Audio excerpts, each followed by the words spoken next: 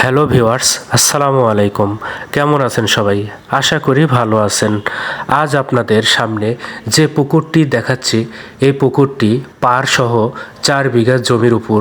এই পুকুরে পাবদা, ট্যাংরা এবং বাংলা মাছ, রুই, মৃগেল ও সিলভার কাপ ছাড়া হয়েছে।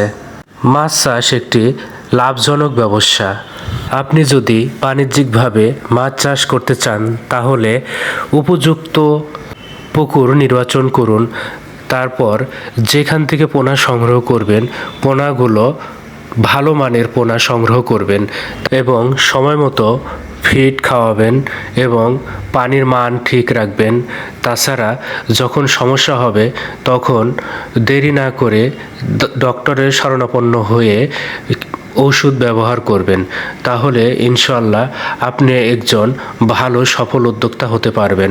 ধন্যবাদ আমার সাথে থাকার জন্য।